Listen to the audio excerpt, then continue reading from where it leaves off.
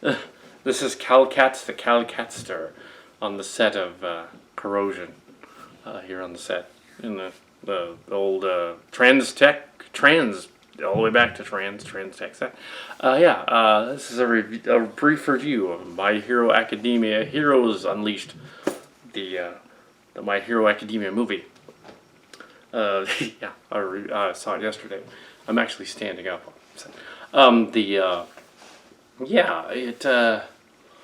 It's basically like, I don't know if it's related to Dragon Ball Z, but it sure acted like it.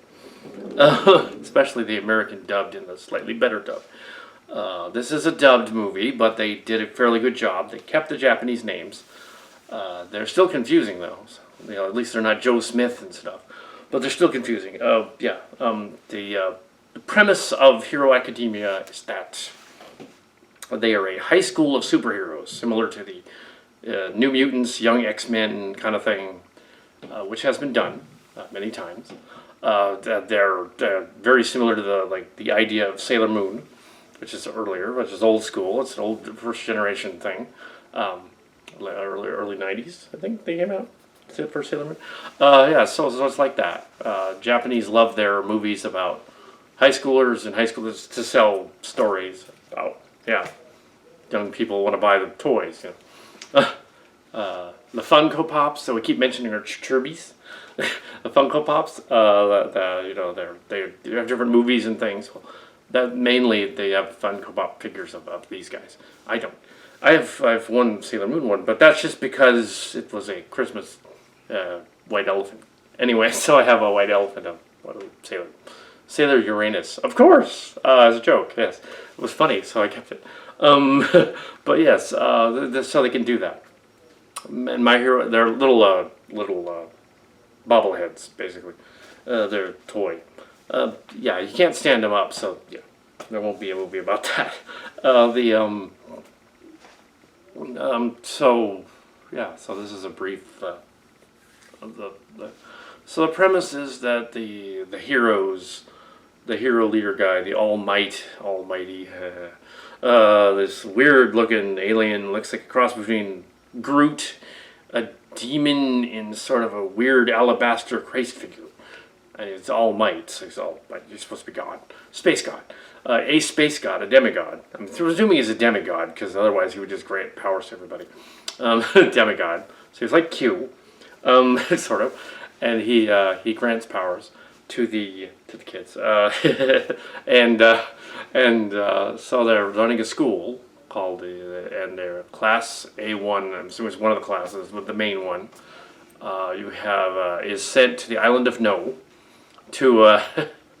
is it in other words, Nowhere, the island of Nowhere. Yes, sent 600 miles away, several to the island of No. There's a lot of in-jokes in here, which I got because I've seen a lot of anime, but apparently not this one. A little bit of Death Note and Ninja Scroll in here too, but I haven't seen much of them, so I don't know. A little bit.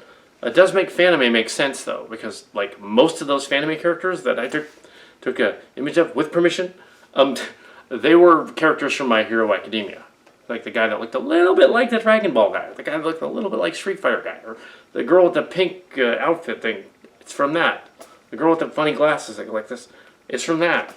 The other one, oddly enough, the main one that said I'm from My Hero Academia, that she was dressed up from 2017, was actually one of the peripheral characters, so no wonder I didn't know. She had like 2 lines in this movie. She's in the background like for 2 minutes. She doesn't even do anything. So I was like, yeah, of course I'm gonna know. It's funny that in this story, the girl characters basically do helpmate stuff, and they don't actually kick ass too much. They just help them. Like, that's not fair. Let's be woke, and SJW would say, like, no, they should actually have, like, powers and kick ass, because that would be cool. But they don't really so much. They let the 2 main characters do it. They send the kids to the island, and of course, there's villains there that are draining. Villain has figured out a way to take the soul energy from the various power characters. is making sort of a like a parasitic armor that he's wearing so he can assume their forms. I guess he has like a face mask and stuff that sucks it in or something. He's using technology to suck in their powers, their genetic powers. There's an annoying Brandon Tenolt type Kenny kid in it, and a sister, Kendra. just to reference a website that has nothing to do with him. But I'm sure he's going to rate this movie eventually. He's going to watch it. I mean, it's right up his alley. Yeah. But yeah, if he does, I don't know him, but if he does, he's up in Canada. I'm down here, California. If he does, yeah, he'll see the Kenny. Oh, there's a Kenny in it. Ah. But he has healing powers, genetic healing powers, that the daughter doesn't seem to. The bad guy takes the father's powers, so there's little spoilers. The bad guy takes the father's powers, and he's like somehow on the mainland in Japan. Okinawa, I would guess. No, wait, that's Hawaii. Mainland Japan, Tokyo? Go to Tokyo? Tokyo. No Godzilla in this, though. And the kids are on the island. The bad guys go after the kids on the island, which kind of doesn't make sense. Like, why would they bother going where there are less people with powers?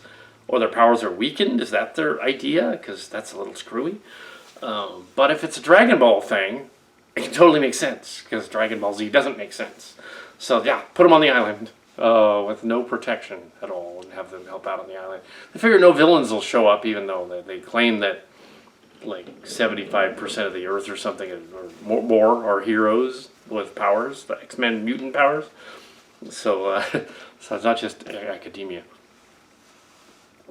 Incidentally, in the 1980s, the first episode of On Location Journal happened to be called Academia.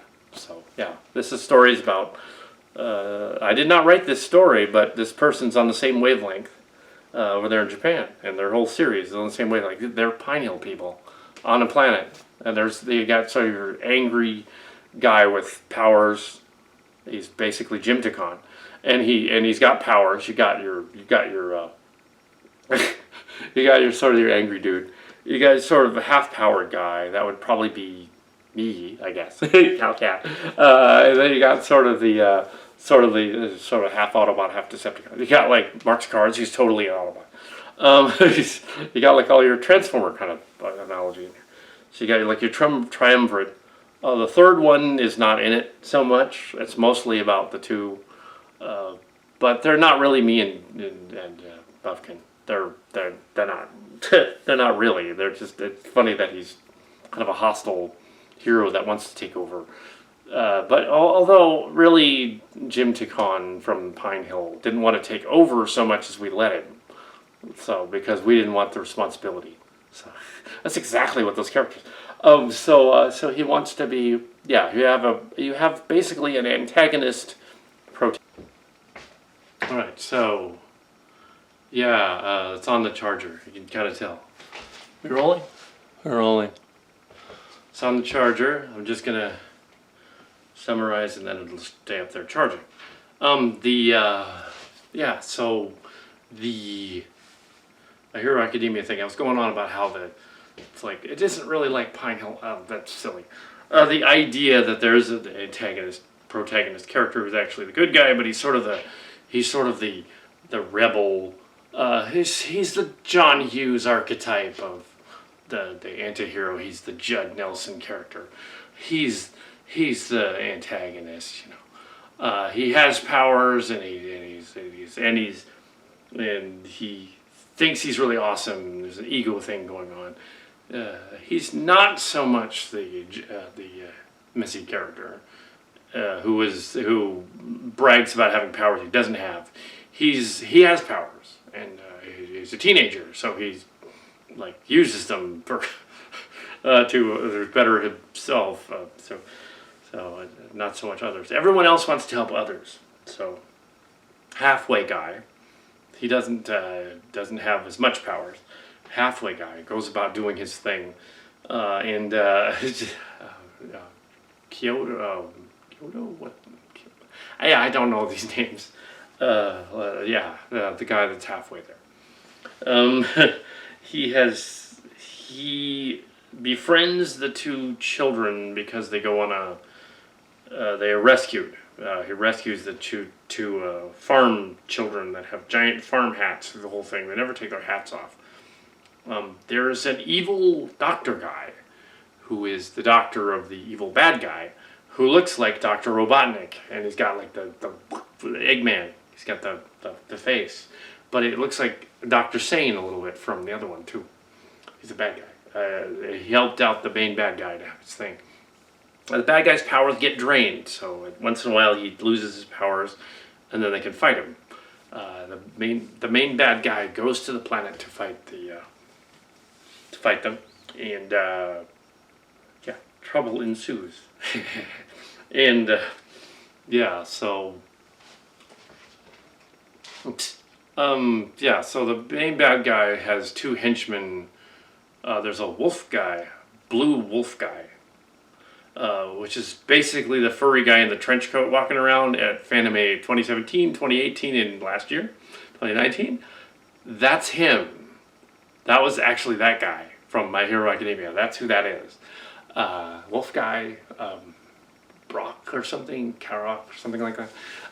The names I'm not familiar with, so I'm sure somebody will comment, oh, you got all the names completely wrong. Kiyoshi's one of them, right?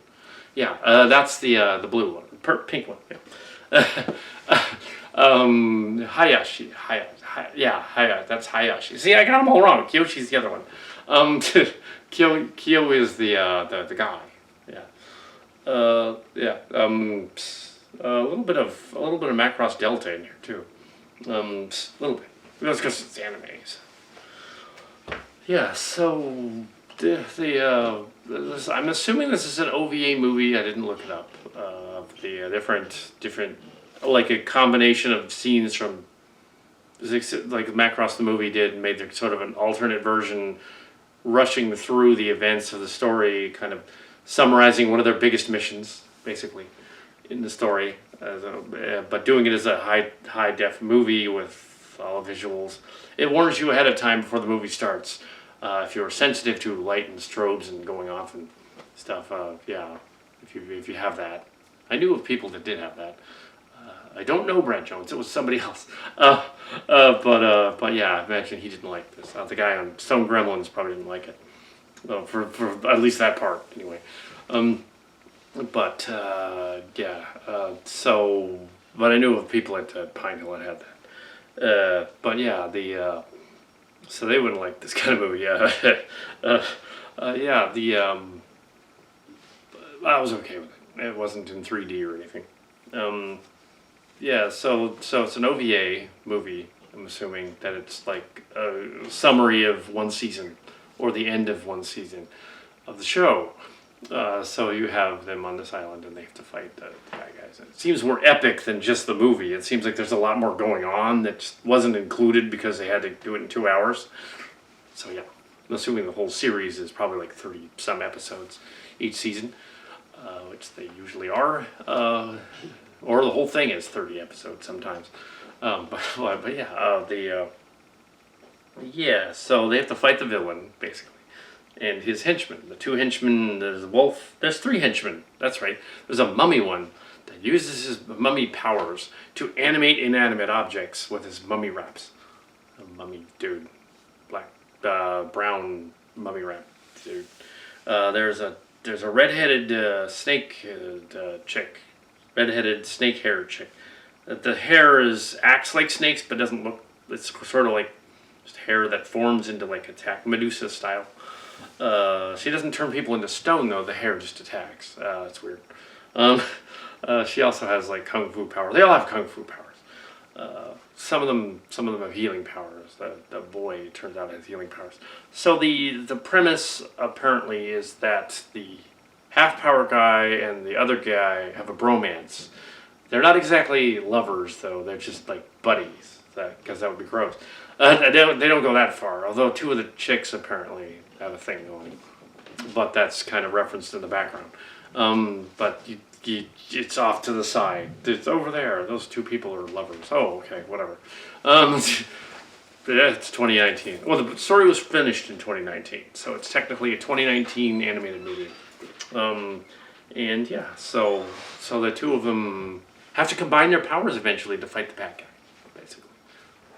And the joke is that at the end, the antagonist guy realizes that he'd done that in duress and he didn't mean to. I'll be back. Oh, Just gotta okay. go get my tank filled. We have a cameo. Yeah, KO Dan.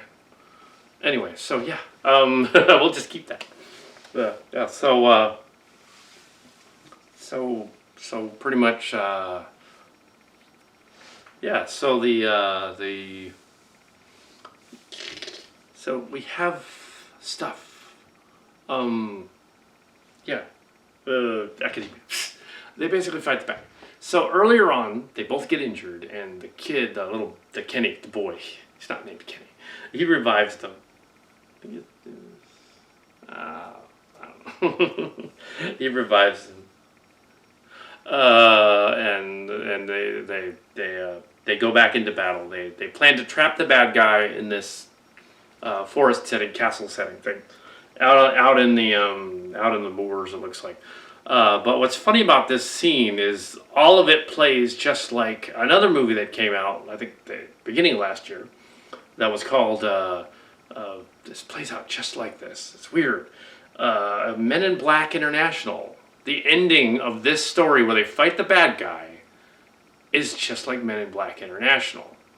Now, I'm not thinking that it's, they ripped off Men in Black International, because why would they rip that movie off? They were virtually being made at the same time. What's going on is the people that did Men in Black International are My Hero Academia fans, and then when they were blocking their movie, they saw the 2017 season, and they're like, oh, let's just use the ending of that. Let's just steal it from the manga. Yeah. So that's why that movie doesn't make any sense in the ending, because why do they have powers? They wouldn't. Yeah. So it's the people that were doing. If they didn't see that, they saw the Dragon Ball Z episode that even predates that, in which they did something very similar. They go Super Saiyan, basically. Everybody says they go Super Saiyan. It's like, is this a Dragon Ball Z spinoff? Because it sure really feels like one. I'm told in the theater that no, it's not a Dragon Ball Z spinoff. But it has similar powers to a Dragon Ball Z, which is a really nuts show.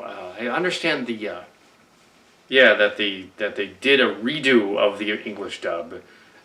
Shout Factory did, and that it actually makes a little more sense. A little, well, but yeah, at least. Anyway, so fight the bad guy again at the end. Power, lose power, or whatever. That's when they combine forces to fight the alien. And somehow that gives them more powers. Fight the main bad guy. He's called Nine, I think. Which is from the Nine. Just interesting. Yeah, we defeat the bad guy. And then the heroes. Power goes out in the city, on the island. This eventually gets back to them. They sent a courier to rescue them back to the heroes, and only two of the heroes show up to help the kids, but the kids have already defeated the bad guy, which is funny. So the adults are incompetent, which I find amusing.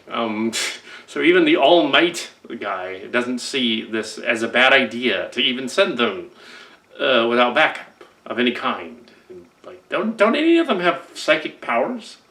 Because X-Men people kind of in their story. I guess they don't have that in that universe. It's like they can't do a Pokemon thing or something. A little bit of Pokemon in there.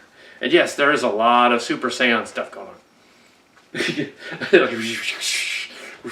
Because they figure, we're gonna have our ending. We're not gonna explain the final battle at all. We're just gonna show lots of color flashing by on the screen. Yeah, that Pokemon episode that gave people seizures. This movie will give people seizures. Yeah. So this will also do that. Yeah. So it was fun. It's a good introduction to the series, but I imagine you'd probably have to see the series to get the rest of it.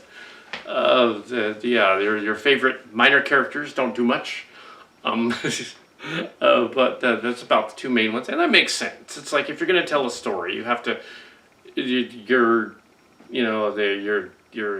have to have the old throwback to the old westerns and things. You have to have a student and a master, an apprentice, and whatever. That goes, and they'll say, "Oh, Star Wars does that too." Star Wars borrowed it from ninja films and cowboy movies. So Star Wars is not original in the Sorcerer and the Apprentice kind of thing. That goes back to that goes back. Star Wars didn't invent like that idea. Hero Academia did. No, no. Pine Hill did. No. Sure. That's my review. I don't want to give too much of it away, but if you want to go see it, it's still in theaters. I understand it's not. It just came out in February, and a limited edition. It's one of the animated movies that was nominated for animated movie last year. So I would call it technically a 2019 film. And I liked it a little better than I liked the water movie. The Weather Girl movie. They gave that weird title to. They called it Weathering with You. It should have been called The Weather Girl. Yeah, The Sunshine Girl or something. Maybe they couldn't use that title because it would have been confused with Little Miss Sunshine. But no, I wouldn't have. The Weather Girl. Weathering with You. Anyway, so I'm going to let this charge, grab the other camera, film with the other camera, do the movie, and we are out of here.